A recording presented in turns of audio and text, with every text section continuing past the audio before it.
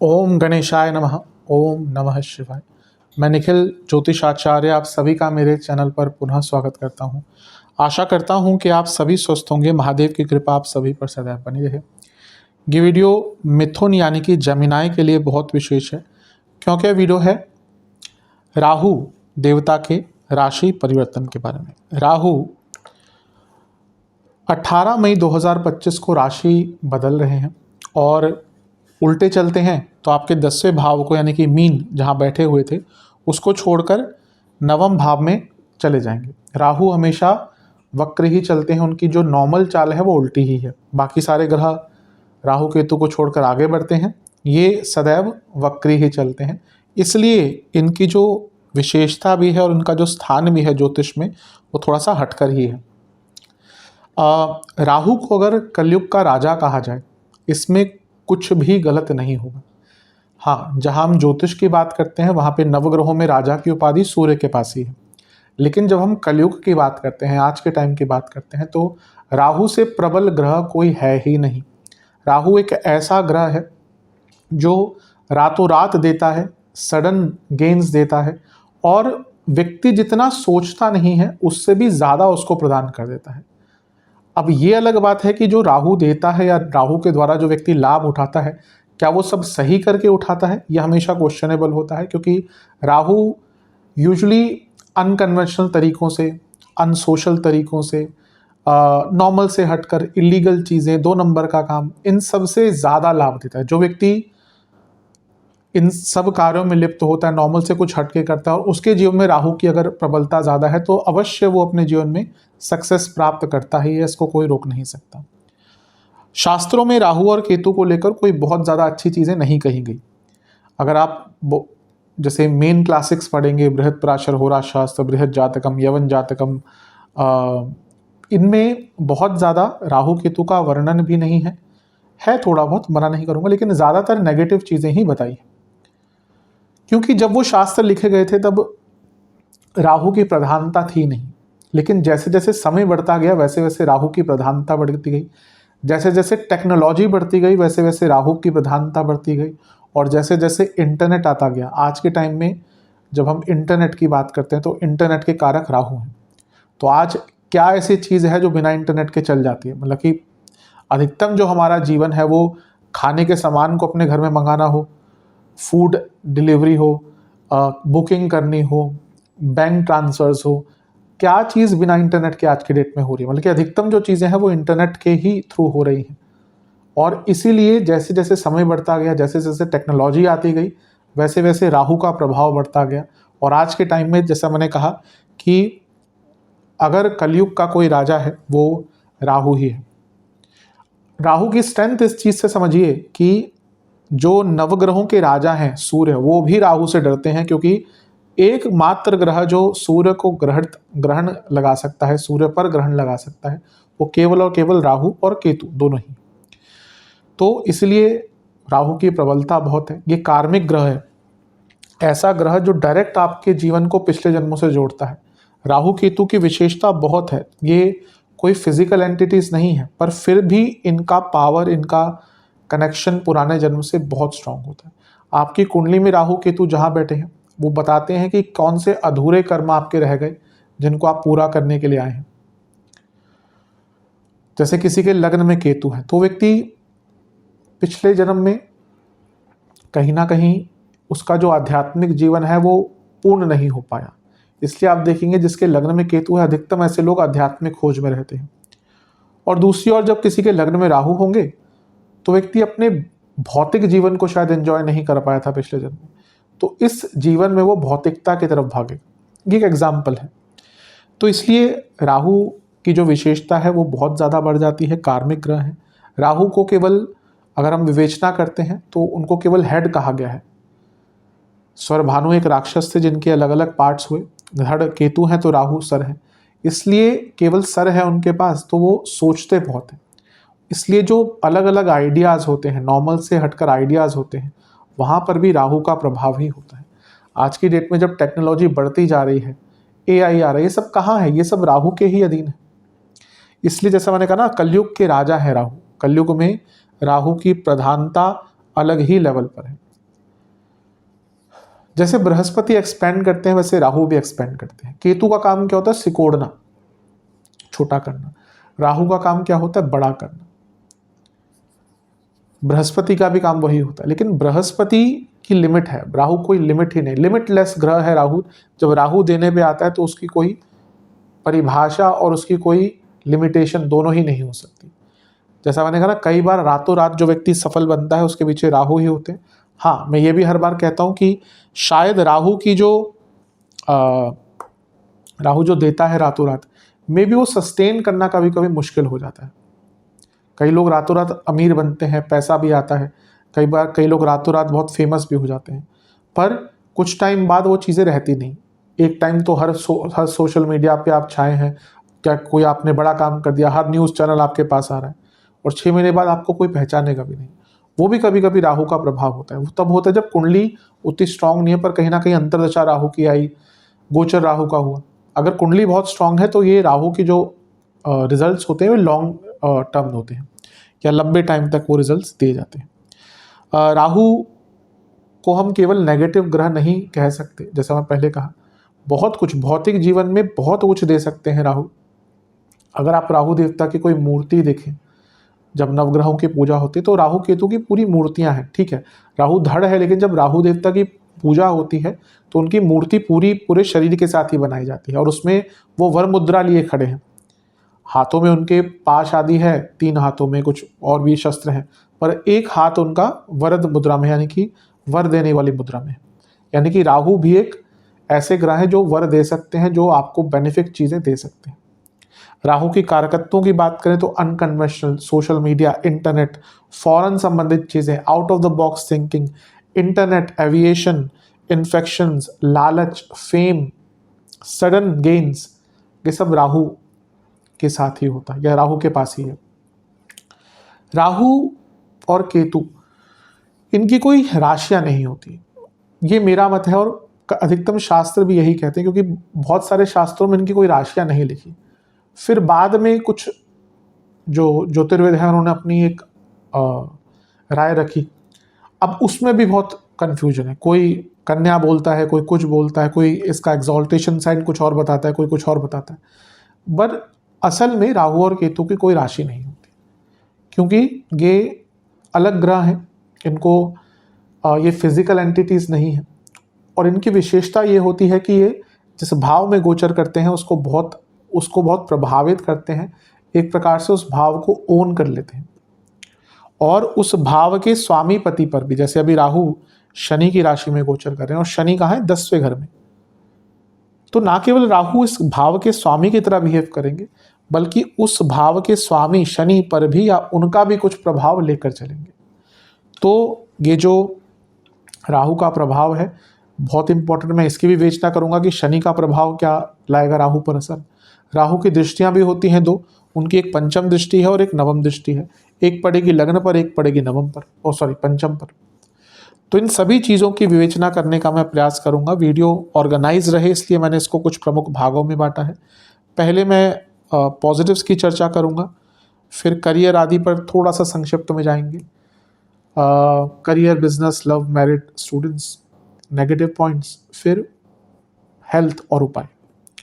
तो आशा करता हूँ इस औचित्य से वीडियो मैं बना रहा हूँ सफल। यदि आपकी लग्न राशि या चंद्र राशि मिथुन है, दोनों ही गाइडेंस के लिए इस राशिफल को देख सकते हैं। टेक्निकली अलग अलग राशिफल नहीं बन सकते, जहाँ से आपको रिलेट करता है, सूट करता है, वहाँ से देखिए। व्यक्तिगत तौर पे मेरा मानना है लग्न राशि देखेंगे अच्छा है, नहीं पता तो चंद्र राशि से भी इसको देख सकते हैं। शुरू करते हैं पॉजिटिव पॉइंट्स के साथ। सबसे पहली बात, राहु कहाँ पे है? राहु नवम भाव में है, और राहु का काम क्या है? चीज़ों को बढ़ाना।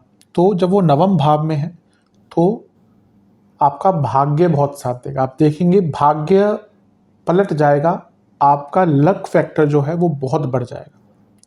दूसरा पॉइंट, नवम भाव में है, नवम भाव ना चांस भी देता है।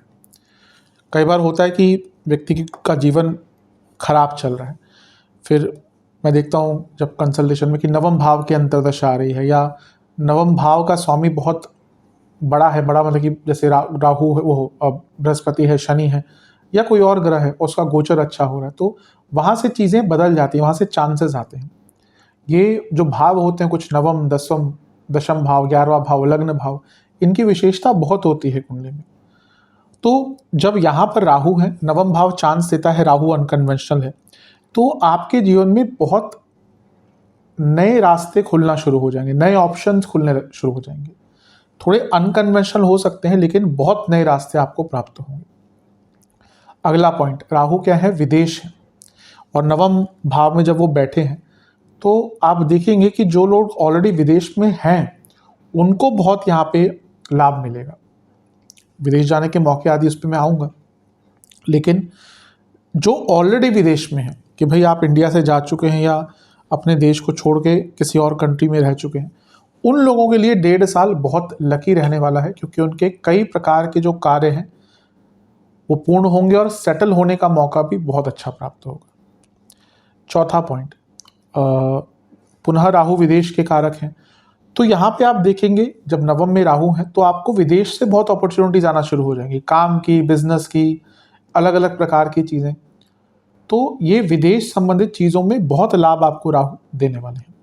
पांचवा पॉइंट, ये धर्म त्रिकोण है नवम भाव, तो राहु मैं हमेशा कहता हूँ गंगा स्नान करवाते हैं, तो आप देखेंगे अगले 1.5 साल में आपके कई अचानक प्लान बनेंगे। देखिए अभी बृहस्पति भी गोचर में कर रहे हैं लग्न में, तो वैसे ही आप लोग अगले 1.5 साल में जाना ही है, लेकिन जाना ही आपको कई तीर्थ स्थलों के दर्शन करने। लेकिन जब राहु का प्रभाव आता है ना, तो प्लान्ड तो होगा बृहस्पति के कारण, लेकिन राहु कई बार आपसे ना अनप्लैंड दर्शन भी करवाएंगे कि आप सब कुछ चल रहा है, सोचा नहीं, अचानक से छुट्टी आई, वीकेंड आई और आपने प्लान बना लिया कि कहीं पे जाते हैं। तो ये भी आपके साथ बहुत होने वाला है, और अवश्य कभी भी आप तीर्थ स्थलों पे जाते हैं तो उसका प्रभाव जीवन पर अच्छा ही पड़ता है। अगला पॉइंट, छठा पॉइंट, राहु क्या है, अनकन्वेंशनल है, और एक प्रकार से नवम भाव क्या है, धर्म का स्थान है। तो यहाँ पे जब राहु आते हैं ना तो आप धार्मिक शास्त्रों को बहुत पढ़ते हैं, पर यूजुअली क्या होता है जब राहु का प्रभाव होता है तो नॉर्मल से हटकर चीज़ें पढ़ते हैं शास्त्रों के बारे में। अब नॉर्मल शास्त्र हो गए, वेद हो गए, नॉर्मल मतलब की जो कन्वेंशनल है, जब राहु का प्रभाव होता है तो फिर व्यक्ति वो थोड़ा सा अलग प्रकार की चीज़ें पढ़ता है। हो सकता है आपका पुराणों की तरफ ज़्यादा इंटरेस्ट जाए। अब पुराण में भी वैदिक कई चीज़ें हैं, पर पुराण में अलग प्रकार की व्याख्या है। पुराण है तो उसमें कहानियाँ हैं, उसमें माइथोलॉजी है, उसमें धर्मशास्त्र के बारे में बहुत कुछ है। वो लोगों को जोड़ने के लिए, पुराण की बहुत विशेषता है लोगों को जोड़ने के लिए। तो हो सकता है कि एकदम कन्वेंशनल वेद आदि ना पढ़ के आप यहाँ पे पुराण आदि की तरफ या तंत्र शास्त्रों की तरफ आपका बहुत इंटरेस्ट बढ़ेगा, तो ये भी इम्पैक्ट आपको देखने को मिलेगा। चलते हैं 7वें पॉइंट की तरफ। राहु नवम भाव में है। अब नवम भाव क्या है, लक्ष्मी स्थान भी है। तो जब राहु यहाँ पे आए हैं तो अचानक से धन प्राप्ति के बहुत योग खुलने वाले हैं। आप देखेंगे अचानक से बहुत धन प्राप्ति के आपके, आप अचानक से बहुत सडन गेन, सडन मनी का इनफ्लो आपको अवश्य दिखेगा। 8वां पॉइंट, अब नवम भाव जो है ये 11वें से 11वां है, इसी नाते ये भाव बिना वृद्धि का भाव बन जाता है। जो ग्रह नवम में भी बैठता है, खैर 11वें जैसा प्रभाव नहीं होता कि बहुत ज़्यादा ग्रोथ हो जाती है, लेकिन नवम भाव भी वृद्धि देता है क्योंकि 11वें से 11वां भाव है। तो यहाँ पे राहु क्या है, इंट्यूशन के कारक है। तो आप देखेंगे आपकी जो इंट्यूटिव पावर्स है, इवन साइकिक पावर्स है, वो बहुत बढ़ जाएगी और इसका आप उपयोग कर कर बहुत आगे बढ़ सकते हैं। 9वां पॉइंट, नवम भाव जो है वो हायर स्टडीज़ का है। तो जो स्टूडेंट्स हायर स्टडीज़ करते हैं उनके लिए बहुत अच्छा है। जो स्टूडेंट्स विदेश से हायर स्टडीज़ करना चाहते हैं उनके लिए बहुत अच्छे अवसर खुलेंगे यहाँ पे। 10वां पॉइंट, नवम भाव सेकंड मैरिज के लिए भी बहुत इंपॉर्टेंट होता है। प्रथम मैरिज तो सप्तम से, सेकंड मैरिज जब भी आपको देखनी है हमेशा नवम भाव को भी देखना पड़ता है। बिना नवम भाव के सेकंड मैरिज नहीं हो पाती, बल्कि उसका इन्वॉल्वमेंट अवश्य होता है। तो जो व्यक्ति सेकंड मैरिज करना चाहती है उनके लिए बहुत अच्छा योग है। 11वां पॉइंट, राहु क्या है, सडन फेम है, और नवम भाव जैसे मैंने अभी कहा वृद्धि का भाव है। तो जब राहु नवम में आएंगे ना तो आपको सडन फेम भी प्राप्त होगी, अचानक से आपको फेमस होने का मौका प्राप्त हो सकता है। कार्य क्षेत्र में हो, अपने सोशल एरिया में हो, या फिर इंटरनेट पे हो, क्योंकि राहु इंटरनेट के कारक है। 12वां पॉइंट, राहु अनकन्वेंशनल है और Rahu out of the box thinking है।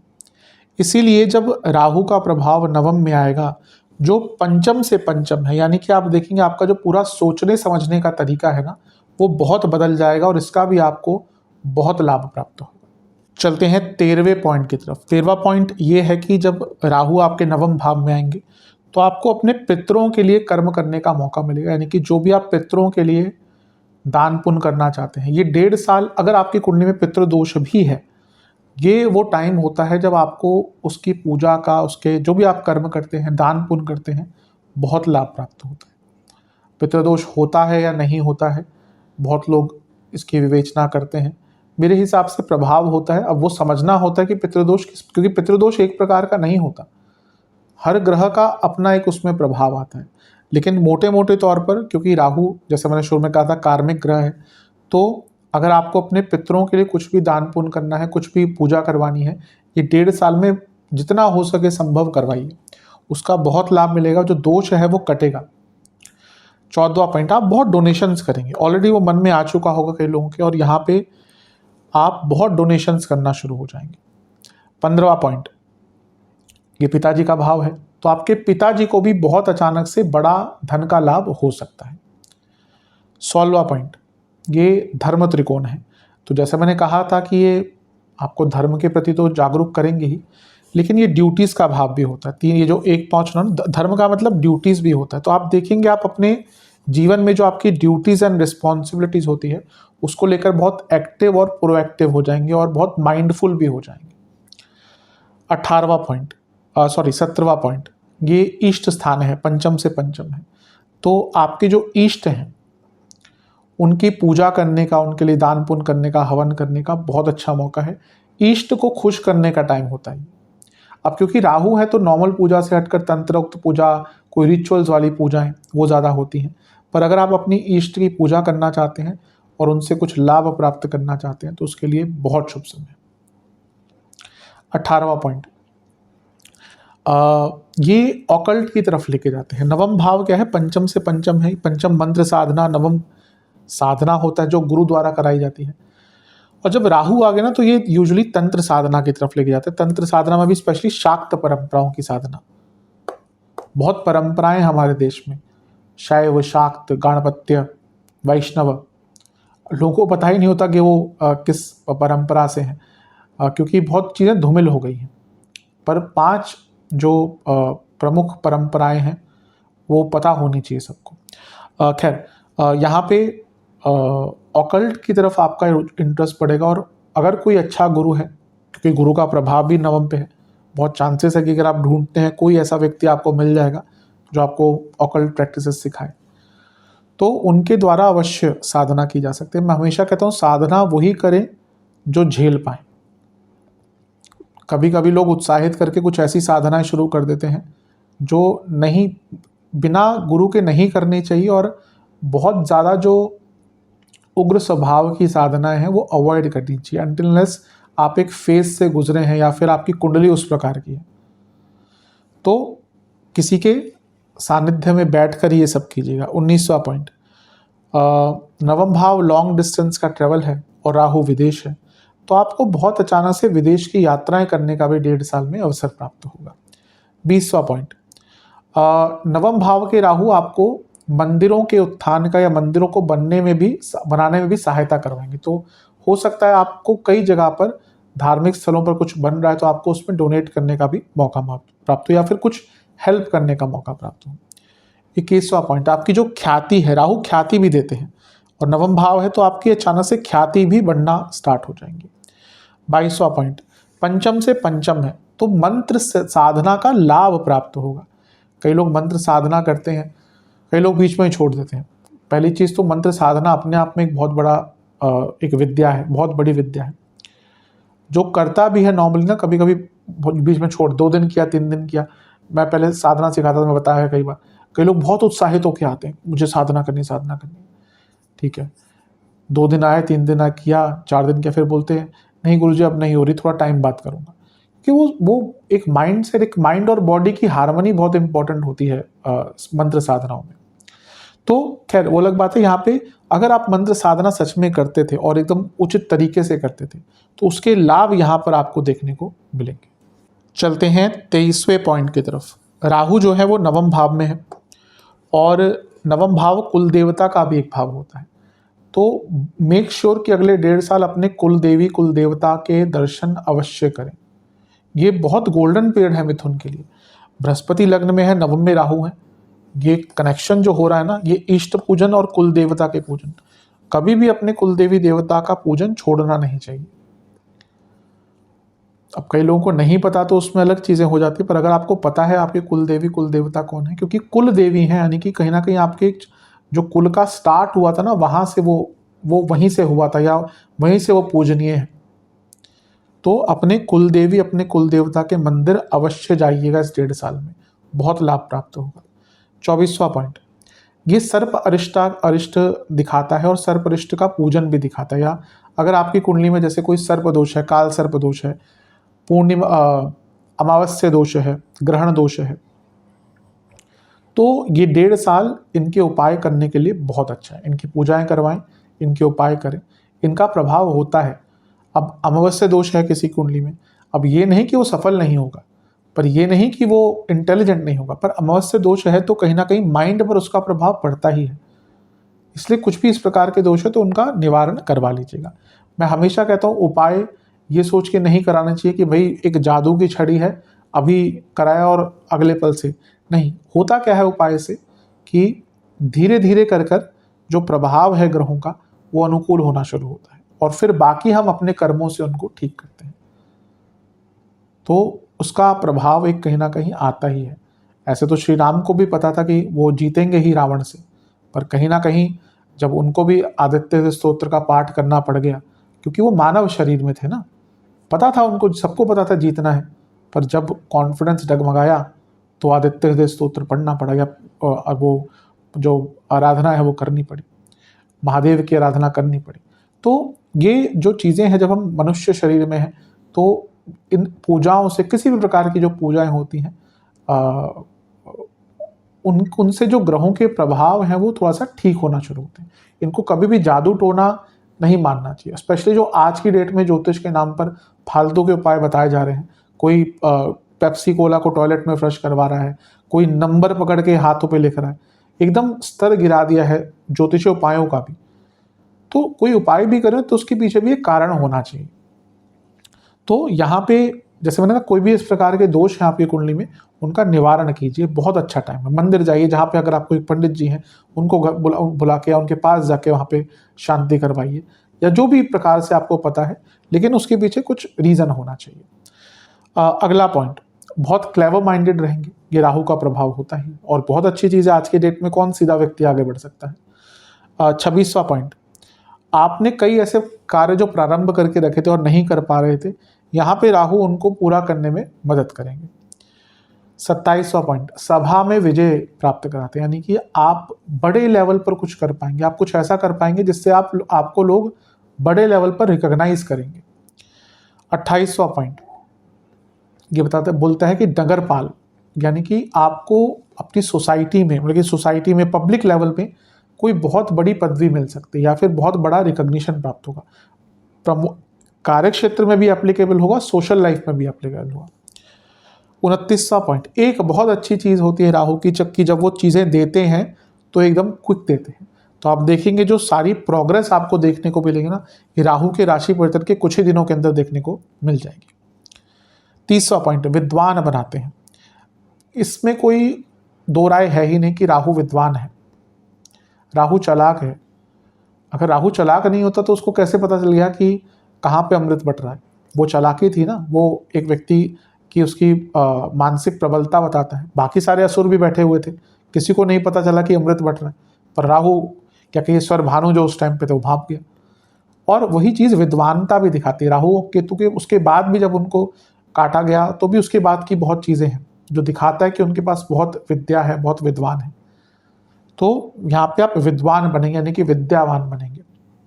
31वां पॉइंट, अनेक शास्त्रों के ज्ञाता। नवम के राहु व्यक्ति को अनेक शास्त्रों का ज्ञाता बनाते हैं और जो उन चीज़ों को समझने की कैपेसिटी होती है बहुत बढ़ जाती है। ये 1.5 साल अगर आप कोई भी शास्त्र पढ़ना चाहते हैं वो बहुत आराम से आप चीज़ें ग्रेस्प करेंगे। 32वां पॉइंट, आप अपने गुणों के लिए, अपने पॉजिटिव चीज़ों के लिए जाने जाएंगे। आप देखेंगे जो भी आपकी अच्छी क्वालिटीज़ है ना, उसके लिए लोग आपको जानेंगे। 33वां पॉइंट, चतुरता बहुत बढ़ जाएगी, आप बहुत चतुर हो जाएंगे, जो बहुत अच्छा है। मैं कई बार कहता हूँ आज के टाइम में आप अगर चतुर नहीं है ना, आपके घर वाले भी आपको बेच के खा जाएंगे, ऐसा कलयुग है। घर वाले मतलब कि माँ बाप को छोड़कर, माँ बाप तो यूजुअली नहीं होते, पर बाकी भी तो लोग हैं ना। कई मैंने देखा है कि एक परिवार में एक व्यक्ति बहुत सीधा है, लोग उसको इतना तंग करते हैं, तंग करते मतलब कि उसको पता है, उसको फॉर ग्रांटेड लिया जाता है, वो हर काम करेगा फिर भी उसको उसके पीछे पड़ देंगे। तो ये चतुरता आज के टाइम में बहुत इंपॉर्टेंट होती है। जो व्यक्ति चतुर नहीं, वो आज के टाइम में रोएगा, वो रोता ही है। बिना चतुरता के बहुत मुश्किल है सर्वाइव करना। तो ये राहु चतुरता देते हैं।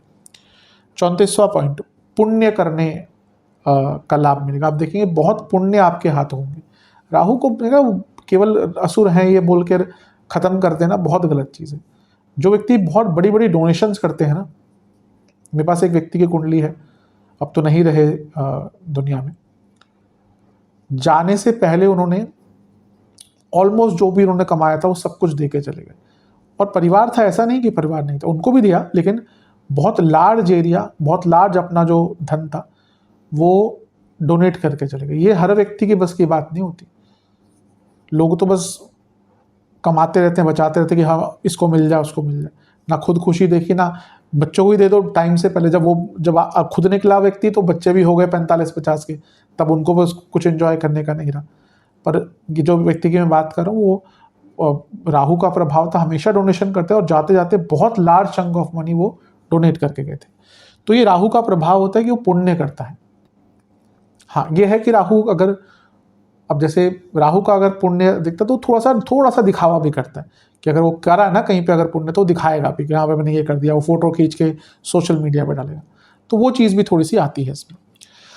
35वां पॉइंट, 2 नंबर के काम अगर आप करते हैं, इलीगल काम करते हैं, नॉर्मल से हट के काम करते हैं, छुप छुपा के काम करते हैं, देखिए पैसा तो असल उसी में है। जो लोग इस प्रकार के काम करते हैं, आप कितना भी अच्छा जॉब कर लें, एक सीधा साधा बिजनेस में आपकी कितना भी इनकम हो, लेकिन फिर अंततः टैक्स दुनिया भर के, जो 2 नंबर का काम करते हैं ना टैक्स देते हैं ना कुछ देते हैं, दुनिया भर का पैसा होता है उनके पास। जो रियल मनी है तो उन्हीं के पास है, जो कुछ छुप छुपा के करते हैं, जिनका हर प्रकार से जो जिसको 2 नंबर का ही काम बोलेंगे, तो उनको फिर यहाँ पे बहुत लाभ प्राप्त होंगे। अगला point, technical mindset. Rahu technical mindset है, जिसका राहु बहुत स्ट्रांग होता है ना, वो व्यक्ति बहुत जल्दी टेक्नोलॉजी को समझ जाता है। भले ही उसको बहुत डीप नहीं आता हो कि भाई ये इसके पीछे क्या टेक्निक काम कर रही है, लेकिन वो उस, फॉर एग्जांपल कोई व्यक्ति है, उसको कोई भी मशीन बहुत आराम से चलाना सीख जाएगा। वो उसको नहीं पता कि उसके पीछे क्या क्या चीज़ें काम कर रही है, लेकिन वो उसको ऑपरेट करना बहुत जल्दी आ जाएगा, सीख जाएगा। तो यहाँ पे एक टेक्निकल माइंडसेट, टेक्नोलॉजी को लेकर आप बहुत सेवी हो जाएंगे और बहुत जल्दी टेक्निकल चीज़ों का लाभ उठा पाएंगे। चलते हैं 37वें पॉइंट की तरफ। राहु कहाँ है? 10वें से 12वें में है। ये जॉब चेंज का बहुत अच्छा योग बना रहा है, स्पेशली राहु का प्रभाव है तो विदेश में जॉब। 38वां पॉइंट, राहु अष्टम से दूसरे में है, अचानक से बड़ा धन, हिडन मनी, पैतृक संपत्ति से लाभ। 39वां पॉइंट, राहु सप्तम से तीसरे में है, आप अपने बिजनेस में बहुत टेक्निकली एडवांस बन जाएंगे। अगला पॉइंट, राहु पंचम से पंचम में है, यानी कि स्टूडेंट्स जो विदेश जाना चाहते थे, बहुत अच्छा योग बन रहा है। 41वां पॉइंट, राहु छठे से चौथे भाव में है, छठे भाव से चौथे में। ये आपको ना हिडन कॉम्पिटिटिव बनाएगा, यानी कि ना यहाँ पे आप दिखाएंगे नहीं कि आप बहुत कॉम्पिटिटिव, लेकिन अंदर ही अंदर, और ऐसे लोग बड़े खतरनाक होते हैं। कई लोग तो जाहिर कर देते हैं कि हाँ भाई आजा रास्ते में, आजा मैदान में, और खतरनाक लोग वो होते हैं जो आप, जिनको दिख गया कि हाँ ये व्यक्ति मुझसे आगे निकल रहा है, वो अंदर ही अंदर तैयारी करना शुरू कर देते हैं। ऐसे लोग सफलता भी पाते हैं। 42वां पॉइंट, राहु जो आपके चौथा भाव है उससे छठे भाव में है, तो कोई भी बहुत लंबा प्रॉपर्टी का इशू चल रहा था वो सॉल्व किया जा सकता है, एंसेस्ट्रल हो या अदरवाइज हो। राहु तीसरे से सप्तम में है, यानी कि आपका जो स्किल्स है, तीसरा भाव और नवम भाव भाग्य है, ये तो मिलेगा ही, साथ में अनकन्वेंशनल माइंडसेट। तो नॉर्मल से हट के कुछ करने के लिए तो अनकन्वेंशनल माइंड चाहिए ही होता, और यहाँ पे परिपूर्ण रहेंगे उससे आप। अगला पॉइंट, राहु दूसरे से अष्टम में है, यानी कि आपकी जो ओल्ड इन्वेस्टमेंट्स हैं उनसे बहुत बड़ा लाभ आपको प्राप्त होगा। राहु 12वें से 10वें में है, विदेश में अगर ऑलरेडी काम करते हैं बहुत अच्छा लाभ मिलेगा, प्रमोशंस मिलेंगी। या विदेश के काम अटक रहे हैं, वीज़ा अटक रहा है आपका, लेट्स से कि आपका कोई वीज़ा रिजेक्ट हो गया, आप दोबारा चाह रहे हैं कि इसको दोबारा अप्लाई करें, तो दोबारा वीज़ा भी आपको प्राप्त हो सकता है। ये भी बहुत अच्छा। और राहु 11वें से 11वें में है। अब देखिए कितना, ये सबसे अच्छा कॉम्बिनेशन है। 11वां भाव वृद्धि का, 11वें से 11वां भाव वृद्धि का बन जाता है, वहाँ पे राहु, आप देखेंगे इतने लाभ आपको प्राप्त होंगे ना, इतने नई अपॉर्चुनिटीज़ आपको प्राप्त होंगी जिसके लिए शायद आप खुद भी तैयार नहीं थे। तो एक प्रकार से बहुत अच्छा यहाँ पर रिजल्ट दिख रहा है। अब चलते हैं शनिदेव का जो प्रभाव राहु पर है। मैंने जब वीडियो शुरू की थी मैंने कहा था कि ये राहु शनिदेव का इम्पैक्ट भी लेकर बैठेंगे, क्योंकि शनि आपके 10वें घर में गोचर कर रहे हैं और राहु शनि की राशि में है। राहु और केतु की विशेषता है, जिस भाव के स्वामी में के जिस भाव में गोचर कर रहे होते हैं उसके स्वामी पर भी प्रभाव डालते हैं और उसके स्वामी का प्रभाव भी लेते हैं। तो यहाँ पर हम केवल राहु की बात कर रहे हैं, तो शनि जो अष्टम के स्वामी हैं, जो भाग्यस्थान के स्वामी हैं और 10वें भाव में बैठे हैं, तो ये तीनों भावों को कनेक्ट करके राहु का प्रभाव इन सब से भी आएगा, या फिर इन चीज़ों का प्रभाव राहु पर भी आएगा। सबसे बड़ी बात कि शनि 10वें घर में है, शनि अष्टम के स्वामी है जो चेंज दिखाता है, और नवम के स्वामी है जो 10वें से 12वां है, और यहाँ पे राहु का ये ब्रेक थ्रू मोमेंट है करियर में। अगर आप जॉब करते हैं ना, व्यक्ति ना कई बार सोचता है कि मुझे एक बार ऐसी जॉब मिल जाए जहाँ पे फिर मैं पीछे मुड़ के ना देखूँ। ये वही टाइम है कि breakthrough moment, eureka moment आपको अपने कार्य क्षेत्र में मिल सकता है। ऐसी जॉब जो फिर आपको पीछे मुड़ने पर मजबूर ही नहीं करेगी, मतलब या फिर आगे ही आगे देखेंगे। ब्रेक थ्रू मोमेंट है। अगर दशा अंतर्दशा अच्छी है, बहुत चांसेस हैं कि यहाँ पे आपको अच्छी जॉब मिलेगी और बहुत बड़े लेवल की जॉब। ट्रांसफर्स का योग बनता है यहाँ पे कि अगर आप ट्रांसफर्स चाहते थे और मन वांछित, कभी कभी होता है कि व्यक्ति एक जगह पे काम करे, वो सोचता है कि मुझे दूसरी जगह पर जॉब, मेरा सेम ही कंपनी में मेरे को ट्रांसफ़र मिल जाए, क्योंकि कंपनी अच्छी है, कंपनी भी नहीं छोड़ना, पर मनवांछित जगह पे ट्रांसफ़र भी चाहिए। तो यहाँ पे ट्रांसफर्स के योग आपके बहुत अच्छे बनते हैं। और क्योंकि राहु का प्रभाव है, तो कभी कभी जैसे एमएनसीज होती हैं, तो ऑन साइट जो जॉब्स होती है कि भाई आपका जो लेट्स से कि एक कंपनी का मेन ऑफिस तो यूएसए में है या कनाडा में है, और उनकी ब्रांच गुड़गांव में है, पुणे में है, हैदराबाद में है, बेंगलोर में है, तो यहाँ पे हो सकता है कि वो कंपनी आपको विदेश में जाके रहने का और काम करने का एक अवसर प्राप्त कराए। और अधिकतम लोग यही चाहते हैं कि कंपनी के थ्रू हो जाए तो थोड़ा सा इजी प्रोसेस होता है। इसके साथ ही अष्टम भाव का प्रभाव है, जैसे मैंने कहा शनि के कारण, और नवम का यहाँ पे कॉम्बिनेशन, और ये लक्ष्मी स्थान है। शनि की अगर हम बात करें तो वो यहाँ पे बैठ के, क्योंकि थोड़ा राहु का प्रभाव लेंगे, वो चौथे घर को देख रहे हैं, अष्टम का यहाँ पे प्रभाव आ गया, और ये राहु जो है अष्टम से दूसरे में है। ये सडनली एंसेस्ट्रल प्रॉपर्टी से लाभ, वसीयत आदि से लाभ दिखाता है बहुत। अब कभी कभी ये एक नेगेटिव इंडिकेशन भी दे सकता है। अगर आपको सडनली कहीं से एंसेस्ट्रल प्रॉपर्टी का लाभ हो रहा है तो कुछ बुरा इंडिकेशन भी होता है, पर अदरवाइज कह सकते हैं कि पैतृक संपत्ति से आदि से, इंश्योरेंस आदि से लाभ प्राप्त हो सकता है। अगला पॉइंट, अब अष्टम का प्रभाव है, नवम का प्रभाव है राहु, तो ये डीप ऑकल्ट में लेके जाता है। अगर केवल नवम को देखूं तो ठीक है, ऑकल्ट ऊपरी ऊपरी से तौर से, पर अष्टम का प्रभाव आ गया ना तो ये डीप ऑकल्ट में लेके जाता है। और यही कॉम्बिनेशन तंत्र निवारण के लिए भी है। ये डुअल साइड हो सकता है। अगर कुंडली वीक है, गुलिक का प्रभाव या मंगंटक का प्रभाव, ये उपग्रह होते हैं, चंद्रमा बहुत वीक है, राहु केतु का बहुत इंपैक्ट है, तो ऐसे टाइम पे आपके ऊपर तंत्र क्रिया भी हो सकती है। पर ओवरऑल अगर आपके ऊपर कोई तंत्र क्रिया है, उसका निवारण कराना है, तो उसके लिए भी बहुत अच्छा उपाय है। तंत्र निवारण कोई छोटी मोटी प्रक्रिया नहीं है और कोई छोटे मोटे टोटकों से भी नहीं होता। अगर आपके पास पहली चीज़ तो ऐसा नहीं कि सच में तंत्र क्रिया ही हो, कभी कभी ग्रहों का ही प्रभाव होता है। कई लोग कंसल्टेशन में आते हैं, पूछते हैं कि मेरे पर कोई तंत्र तो नहीं हुआ, मैं कहता हूँ कि नहीं दिख रहा, तो इसे डिजेक्टेड हो जाते हैं। लेकिन उनको चाहिए कि हाँ कि उनके पास तंत्र क्रिया हुई हो। नहीं, फिर मैं बताता हूँ कि हाँ ये ग्रहों का प्रभाव है, जरूरी नहीं कि तंत्र क्रिया हुई।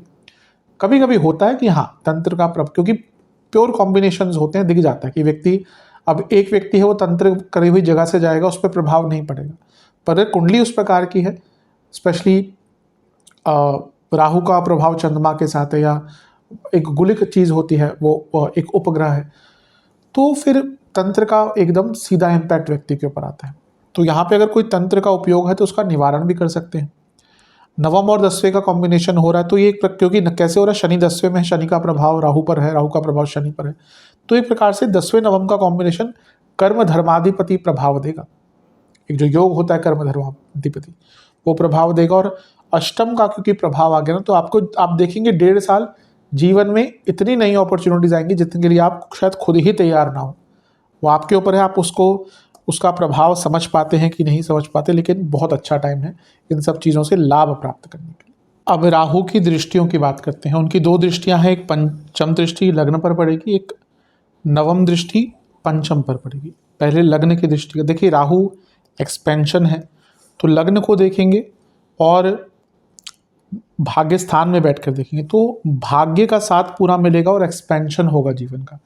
आपके सोचने का तरीका बहुत बढ़ जाएगा, और जैसे मैंने कहा टेक्निकल माइंडसेट यहाँ से भी दिखता है। अब बहुत अलग अलग आपके मन में विचार आएंगे, आप हर प्रॉब्लम का अलग से या अलग प्रकार से सॉल्यूशन ढूंढ पाएंगे। भाग्य का बहुत साथ मिलने वाला है और ये पूरे जीवन को एक्सपैंड करने वाला योग होगा। आप देखेंगे अगर ये 1.5 साल आपने थोड़ा लाभ उठा लिया ना, तो यहाँ पे इतना लाभ आप अर्जित कर सकते हैं कि फिर आगे आने वाले कई साल तक आप उसको एंजॉय कर सकते हैं। राहु एक प्रकार से टेक्नोलॉजी के कारक है, तो आप ऑलरेडी अगर टेक्निकल फील्ड में ही काम करते हैं तो आपके लिए बहुत अच्छा टाइम है। अदरवाइज भी टेक्निकल जो आपकी नॉलेज है, स्किल्स है, वो इम्प्रूव होंगी। राहु शनि का प्रभाव लेकर भी बैठे हैं, वो भाग्य स्थान के स्वामी हैं, शनि कर्म भाव में है, तो अपने कर्मों, अपने करियर में आगे बढ़ने के बहुत सुनहरे मौके आपको प्राप्त होंगे और एक प्रकार से विदेश संबंधित चीज़ों से बहुत लाभ प्राप्त होंगे। ऑलरेडी अगर आप एमएनसी में काम करते हैं, विदेश संबंधित काम करते हैं, लाभ ही लाभ है आपके पास। राहु का प्रभाव पंचम पर भी है, तो ये भी आपके माइंडसेट में बदलाव, आप देखेंगे आपकी जो पूरी सोचने की प्रक्रिया है, सोचने का तरीका है, माइंडसेट है, थॉट प्रोसेस है, बदल जाएगा, बहुत बदल जाएगा। अनकन्वेंशनल सोच, अलग से सोचना, नए नए आइडियाज़ सब आएगा। पंचम स्टूडेंट्स का भाव है, तो स्टूडेंट्स को विदेश में जाने का मौका मिलेगा, विदेश में सेटलमेंट का मौका मिलेगा।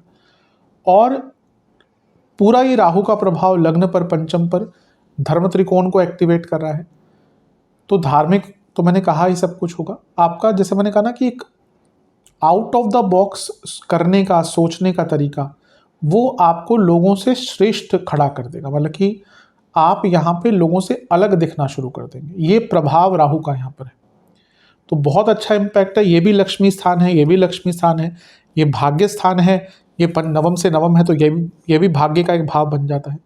तो भाग्य का बहुत लाभ मिलेगा, और क्योंकि लग्न पर इम्पैक्ट है, नवम पर इम्पैक्ट है, पंचम पर इम्पैक्ट है, ये दोनों लक्ष्मी स्थान है, तो धन की प्राप्ति बहुत तेज गति से होने वाली है। तो राहु का प्रभाव जो दृष्टियों का है ना, ये भी आपको बहुत लाभ दिलाएगा।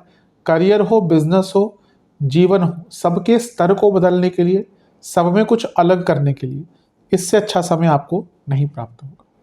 चलते हैं करियर की तरफ। करियर के लिए मैं पहले बता ही चुका हूँ जब मैं शनि की बात कर रहा था, क्योंकि शनि 10वें घर में है और वो नवम के स्वामी है, तो 10वें घर का प्रभाव भी शनि पर है, राहु पर है, और शनि राहु का कॉम्बिनेशन ये कर्म धर्माधिपति प्रकार का एक योग बना रहा है। तो करियर में सडन राइज मिलेगा, क्योंकि 10वें से 12वां है और राहु का एक दृष्टि का प्रभाव 10वें से 8वें पर है, तो दोनों ही चेंजेस अंकित कर रहा है। और क्योंकि राहु शनि का प्रभाव लेकर बैठे हैं और शनि अष्टमेश है, जॉब चेंज का, जैसे मैंने कहा था, बहुत सुनहरा मौका है, बहुत अच्छे मौके आपको प्राप्त होंगे। Sudden transfers, sudden roles change. Rahu का प्रभाव लग्न पर है, विदेश से बहुत लाभ मिलेगा, आपको अलग अलग प्रकार के काम करने के मौके मिलेंगे और अपने प्रोफाइल को, अपने पोर्टफोलियो को करियर में और बढ़ाने का और विस्तृत करने का मौका मिलेगा। मल्टी डायमेंशनल बनने का करियर में मौका मिलेगा। कि जो भाव है लग्न, ये 10वें से चौथा है। हाँ, ये है कि थोड़ा वर्क लाइफ बैलेंस बिगड़ेगा और मे बी उतना प्रोफेशनल सेटिस्फेक्शन ना मिले जितना आपको भौतिक रूप से देखने को मिलेगा। मतलब कि पैसा बहुत कमाएंगे पर प्रोफेशनली एक जो सेटिस्फेक्शन होता है, हो सकता है वो थोड़ा लैक करे। पर करियर में आगे बढ़ने का बहुत मौका है, क्योंकि राहु शनि का प्रभाव लेकर बैठे और शनि 10वें घर में है, और लग्न भाव भी पद प्राप्ति का भाव है, और राहु फेम के कारक है, तो कारक क्षेत्र में फेम, नाम, पहचान बन सकती है। राहु का प्रभाव एक पंचम पर भी है, तो आपका क्रिएटिविटी, थॉट प्रोसेस ये भी बहुत अच्छा रहेगा। आप नए नए आइडियाज़ के द्वारा अपने कार्य क्षेत्र में अपने आप को साबित कर पाएंगे। तो बहुत अच्छा इम्पैक्ट राहु का दिख रहा है। टेक्नोलॉजी फील्ड से ही है तो और भी आगे बढ़ेंगे। कौन कौन सी फील्ड्स यहाँ पे अच्छी रहेंगी? आप आर्टिफिशियल इंटेलिजेंस में कुछ काम करते हैं, आप सोशल मीडिया से जुड़ा कुछ काम करते हैं, मार्केटिंग एजेंसी में है, specially digital marketing, advertising agency में या इंडस्ट्री में है, आप OTT से जुड़ा कुछ कार्य करते हैं, OTT का के प्रोडक्शन में आप इन्वॉल्व हैं, आप एक्टर हैं, स्पेशली OTT के प्लेटफॉर्म से जुड़े कोई एक्टर हैं, या ऑनलाइन इन्फ्लुएंसर हैं, ऑनलाइन कुछ भी आप कार्य करते हैं, लॉजिस्टिक्स का कार्य करते हैं, ऑनलाइन बैक एंड पे कार्य करते हैं जिसमें ऑनलाइन चीज़ें इन्वॉल्व होती हैं, टेक्निकल चीज़ें इन्वॉल्व होती हैं, तो उसमें बहुत लाभ मिलेगा। विदेश संबंधित कुछ भी करते हैं उसमें लाभ मिलेगा। ऑनलाइन पढ़ाते हैं उसमें लाभ मिलेगा। अगर आप धार्मिक चीज़ों से जुड़ा कुछ पब्लिकेशन करते हैं उसमें लाभ मिलेगा। अगर आप टूर एंड ट्रेवलिज्म, स्पेशली अगर धार्मिक जगहों की टूर एंड ट्रेवल का संबंधित कार्य करते हैं, होता है ना कि अलग अलग कि आपको 4 धाम की यात्रा कराएंगे इधर क्या, तो उसमें अगर धार्मिक चीज़ें भी इन्वॉल्व हैं तो उसमें बहुत लाभ मिलेगा आपको। एविएशन सेक्टर से जुड़ा कुछ काम करते हैं उसमें बहुत लाभ मिलेगा। अगर आप टैक्स आदि से जुड़ा कुछ कार्य करते हैं, CA आदि का कुछ कार्य करते हैं उसमें लाभ मिलेगा। एजुकेशन फील्ड से हैं बहुत लाभ मिलेगा। टेक्निकल फील्ड में कुछ भी करते हैं उसमें बहुत आगे बढ़ने के मौके मिलेंगे। और स्पेशली अगर आप रिसर्च करते हैं टेक्निकल फील्ड में ही तो उसमें भी आपको बहुत लाभ मिलेंगे। नेगेटिव क्या हो सकता है? बॉसेस से बहुत बहस हुआ करेगी, बहुत मिसकम्युनिकेशन, बहुत कम्युनिकेशन गैप, ये अवश्य तंग करेगी। चलते हैं बिजनेस की तरफ। बिजनेस के लिए बहुत अच्छा है। सप्तम से तीसरे में राहु का आना, वो भी भाग्य स्थान में, तो बिजनेस तो बढ़ेगा ही आगे। जैसा मैंने पहले ही बताया था कि आप बहुत टेक्नोलॉजिकली एडवांस हो जाएंगे। ये वो टाइम है जब आप अपने बिजनेस को टेक्निकली बदलना शुरू कर देंगे। नए सॉफ्टवेयर्स, नई टेक्नोलॉजी, नई टेक्निक्स, नई मशीन्स, इन सब का आप उपयोग करके अपने बिजनेस को और भी एडवांस करेंगे। राहु आपके लग्न को देख रहे हैं जो सप्तम से सप्तम भाव बन जाता है, यानी कि बिजनेस में रिकॉग्निशन, गुडविल, नाम पहचान सब कुछ बढ़ेगा। राहु पंचम को देख रहे हैं जो सप्तम से 11वां है, सडनली गेन, सडन लाभ, सडन ग्रोथ देखने को मिलेगी। और राहु सप्तम से तीसरे में बैठे हैं और सप्तम से 11वें को देख रहे हैं, तो ये 2 उपचय भावों का कनेक्शन है सप्तम से, लग्न से नहीं। सप्तम के उपचय भाव क्या हुआ? एक तीसरा यहाँ हुआ, 11वां यहाँ पे हुआ। तो बिजनेस में सिग्निफिकेंट ग्रोथ मिलेगी, सिग्निफिकेंट ग्रोथ मिलेगी। बहुत अच्छा है। ये जो राहु है ये शनि का प्रभाव भी लेकर बैठे हैं। तो शनि क्या है? शनि आपके सप्तम से दूसरे घर के स्वामी हैं और शनि भी राहु का प्रभाव लेकर बैठे, तो शनि की दृष्टि है सप्तम पर और राहु कहाँ पे है? नवम में। तो भाग्य का भी भरपूर साथ मिलेगा। तो बिजनेस में तो बहुत अच्छा है। विदेश संबंधित काम करते हैं तो और भी अच्छा है। विदेश में पार्टनर्स ढूंढ रहे हैं, विदेश में इन्वेस्टर्स ढूंढ रहे हैं, आप ये चाहते हैं कि विदेश में किसी कंपनी के साथ कोलैबोरेशन हो जाए बिजनेस का, कि साथ में मिलकर काम करें अपने, या जो भी टर्म्स आप डिसाइड करेंगे उस म्यूचुअल टर्म्स पर, तो बहुत शुभ है। नेगेटिव क्या हो सकता है? कभी कभी यहाँ पे व्यक्ति बहुत ज़्यादा टेक्नोलॉजी का उपयोग करना शुरू कर देता है और हो सकता है जो आपके एम्प्लॉयज़ हैं वो उसको समझने में टाइम लग जाए। तो यहाँ पे थोड़ा सा पहले ही आपको प्री प्लान चलना पड़ेगा कि आप जो नई चीज़ें ला रहे हैं वो प्रैक्टिकल भी हो। ऐसा नहीं आप दुनिया भर की चीज़ें ले आएँ और आपके एम्प्लॉयज़ उसको यूज़ ही नहीं कर पा रहे, इसका ध्यान देना है।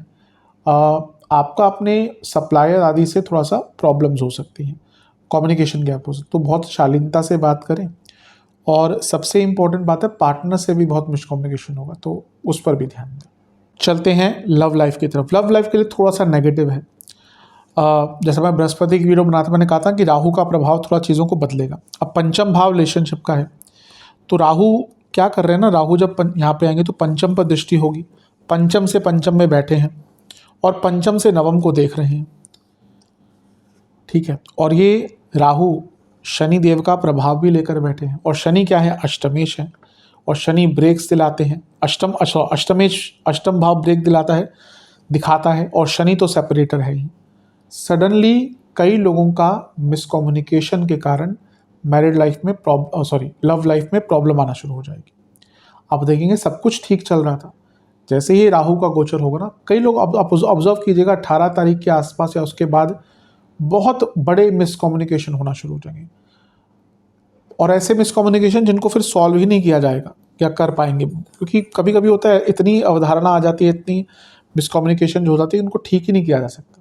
तो यहाँ पे वही प्रभाव आपका दिख रहा है। तो इसको रिलेशनशिप के लिए बहुत अच्छा नहीं कहूँगा। जिनका रिलेशनशिप वीक है, जिसमें ट्रस्ट इश्यूज ऑलरेडी बहुत हैं, वो तो कहीं ना कहीं ख़त्म ही होंगे, और जो ठीक चल रहे हैं उनमें ट्रस्ट इश्यूज उत्पन्न होंगे। तो रिलेशनशिप के लिए बहुत अच्छा नहीं है। चलते हैं वैवाहिक जीवन की तरफ। जहाँ तक वैवाहिक जीवन की बात है, और बहुत ज़्यादा डायरेक्ट इम्पैक्ट नेगेटिव नहीं है, लेकिन सप्तम से तीसरे में राहु का आना, यानी कि एक तो जो म्यूचुअल फ्रेंड्स आदि होते हैं उनके कारण बहुत दिक्कतें होंगी, रिलेटिव्स के कारण प्रॉब्लम होगी, और कम्युनिकेशन गैप बहुत आ जाएगा। राहु का एक प्रभाव लग्न पर है जो सप्तम से सप्तम है। ट्रस्ट इश्यूज बहुत डेवलप होंगे, कम्युनिकेशन गैप प्रॉब्लम बहुत है। एक अच्छी चीज़ यह है कि राहु का प्रभाव एक पंचम पर है जो 7वें से 11वां है, यानी कि आपके पति या पत्नी का, और 7वें से 7वें पे भी है, यानी कि आपके पति या पत्नी का प्रमोशन हो सकता है, इसमें कोई दो राय नहीं है। लेकिन मैरिड लाइफ में प्रॉब्लम्स धीरे धीरे करके बढ़ेंगी। कम्युनिकेशन प्रॉब्लम से स्टार्ट होगा, फिर ट्रस्ट इश्यूज आएंगे, दूसरे लोगों का इन्वॉल्वमेंट होगा, आपके रिलेटिव्स और आपके म्यूचुअल फ्रेंड्स जिनके कारण बहुत दिक्कत आएगी, बात बात पर शक होगा, दोनों ही साइड से बहुत शक रहेगा। और क्योंकि पंचम पर प्रभाव है, तो आप बहुत ज़्यादा चीज़ों को ओवर एनालाइज कर देंगे और इसके कारण भी दिक्कत होगी। तो मैरिड लाइफ पर भी बहुत ज़्यादा अच्छा प्रभाव राहु का नहीं दिख रहा। जब मैं केतु का वीडियो बनाऊंगा तो उस पर चीज़ें बदलेंगी, पर अगर हम देखें, मैं थोड़ा सा अगर और डीप में जाऊं, शनि भी देख रहे हैं सप्तम को, और केतु भी यहाँ पे आ जाएंगे, तो ये बहुत अच्छा एक प्रभाव नहीं है मैरिड लाइफ के लिए। आऊँगा जब मैं केतु की वीडियो बनाऊंगा तो उस पर आऊँगा, पर वैवाहिक जीवन के लिए बहुत अच्छा नहीं है। स्टूडेंट्स की तरफ चलते हैं। जहाँ तक स्टूडेंट्स की बात है, पंचम से पंचम में राहु हैं, अचानक से नई अपॉर्चुनिटीज़ देंगे, अचानक से नए रास्ते खोलेंगे। हायर स्टडीज़ हो, रिसर्च हो, विदेश में जाके पढ़ना हो, सबके लिए अच्छा है। राहु लग्न को भी देख रहे हैं तो ये सारी प्रबलता और बढ़ जाती है। आपको अगर कुछ चेंज करनी है अपनी स्ट्रीम, तो उसके लिए अच्छा आपको अवसर मिलेगा। आपका सोचने का तरीका बदलेगा, आपका सोचने का तरीका और ब्रॉड हो जाएगा। कभी कभी होता है व्यक्ति को पता ही नहीं होता कि वो और भी कुछ कर सकता है। यहाँ पे आपके लिए नए मौके खुल जाएंगे, आपके सोचने का तरीका बढ़ेगा, तो आप नई चीज़ों को अपने जीवन में इम्प्लाई करना शुरू कर देंगे। तो स्टूडेंट्स के लिए बहुत अच्छा है। बस एक ही चीज़ का ध्यान रखना है, राहु है, ध्यान भटकाते हैं, एडिक्शंस लेके आते हैं, तो एडिक्शन से बचना है। पंचम को भी देख रहे हैं, ध्यान बहुत भटका करेगा। अगर कुंडली में बुध चंद्रमा की स्थिति अच्छी नहीं है तो ये चीज़ें और बढ़ेंगी, इस पर आपको ध्यान देना है। अदरवाइज देखा जाए तो मेरे हिसाब से राहु का गोचर स्टूडेंट्स के लिए अच्छा ही रहेगा। चलते हैं नेगेटिव पॉइंट्स की तरफ। पहला तो खर्चा बहुत करना शुरू कर देंगे, एक्सपेंसेस से बचिएगा। बॉसेस से संबंध बिगड़ेंगे और पिताजी से भी संबंध बिगड़ सकते हैं। एक चीज़ का ध्यान दीजिएगा, नवम में जब राहु आते हैं ना, तो पिताजी की सेहत के लिए भी बहुत अच्छा नहीं होता। स्पेशली अगर आपके फादर को ऑलरेडी कोई प्रॉब्लम चल रही है, एज बहुत ज़्यादा है, बहुत ध्यान दीजिएगा उनका। नवम के राहु, एक कई शास्त्रों में ये उल्लेख है कि व्यक्ति को ना अचानक से ही ऐसी बीमारी आना शुरू हो जाती है जिसका इलाज मिलना मुश्किल, लाइलाज बीमारी। ये ज़्यादा डिपेंड तब करता है जब किसी की कुंडली और वीक होती है ज़्यादा, पर यहाँ पे थोड़ा सा ध्यान दीजिएगा। ओवर एक्साइटमेंट में बहुत काम बिगड़ेंगे, और कभी कभी लोगों का ना दूसरे धर्मों के प्रति इंटरेस्ट इतना बढ़ जाता है कि लोग धर्म परिवर्तन भी कर लेते हैं। धर्म परिवर्तन का अगर कोई कारक है तो राहु ही है। रिस्क बहुत लेंगे, ओवर थिंकिंग और एंग्जाइटी आपकी बहुत बढ़ेगी। गलत संगत बहुत रहेगी, यहाँ पे राहु में गलत संगत आती है, इसको कोई बदल नहीं सकता, तो बच के रहिएगा। ध्यान भटकेगा, कभी कभी आपकी जो वाणी है वो बहुत निम्न स्तर पे हो जाएगी। आप ऐसी चीज़ें बोलना शुरू हो जाएंगे जो आपको सूट नहीं करता। अब किसी का अच्छा व्यक्तित्व है, उसकी लोग इज्जत करते हैं, और उल्टी सीधी बातें करना शुरू कर देगा, तो फिर लोग खुद अचंभित हो जाते हैं।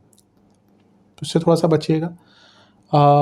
बहुत ज़्यादा चीज़ों को प्लान करेंगे, एनालाइज करेंगे, पर प्रैक्टिकली शायद वो चीज़ें पॉसिबल नहीं होंगी। तो प्लानिंग और इम्प्लीमेंटेशन में कभी कभी गड़बड़ हो सकती है।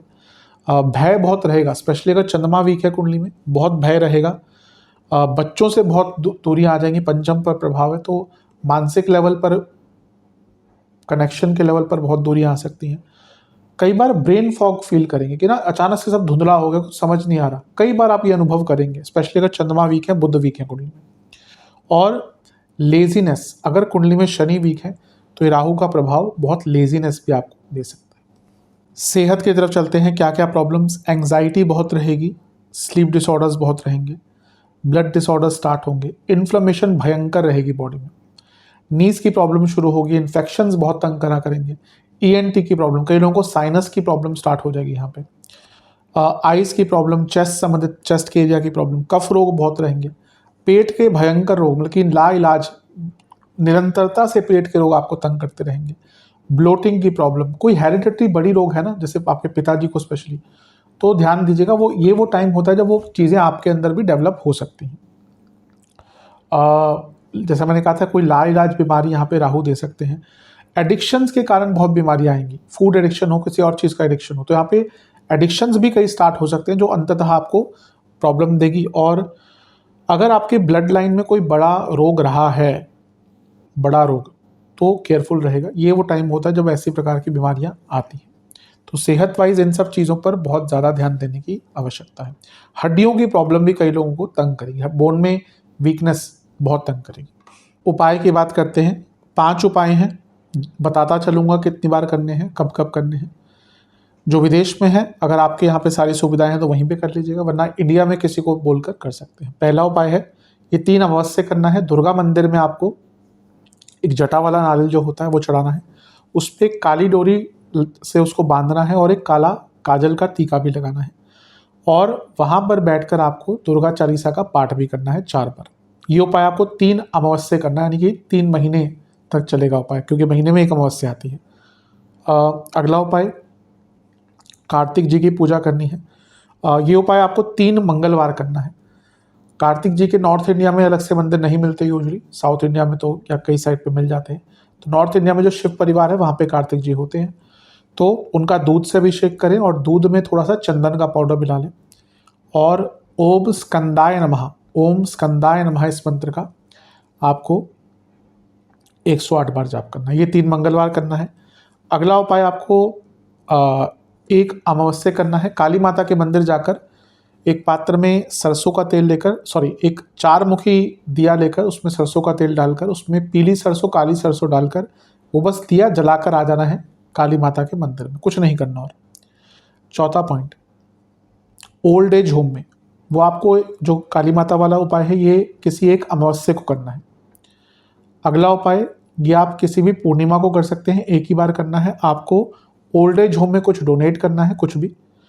और अगला उपाय, 5वां उपाय, 4 पूर्णिमा इसको करना है। पंचामृत में गुलाब जल मिलाकर, पंचामृत बनाइएगा, गुलाब जल मिलाइएगा, शिवलिंग का अभिषेक कीजिएगा, बेलपत्र अर्पण कीजिएगा, एक सफ़ेद पुष्प की माला और गुलाब के फूल अलग से अर्पण कीजिएगा, हलवे का भोग लगाइएगा, और ओम वीर पुरुषाय नमः मंत्र का 108 बार जाप कीजिएगा। ये उपाय कर लेंगे तो अवश्य राहु का अच्छा प्रभाव आपको देखने को मिलेगा। आशा करता हूँ वीडियो काम आएगी। चैनल पर है सब्सक्राइब कीजिए, वीडियो को लाइक कीजिए। मिलता हूँ अगली वीडियो में, तब तक के लिए ओम नमः शिवाय।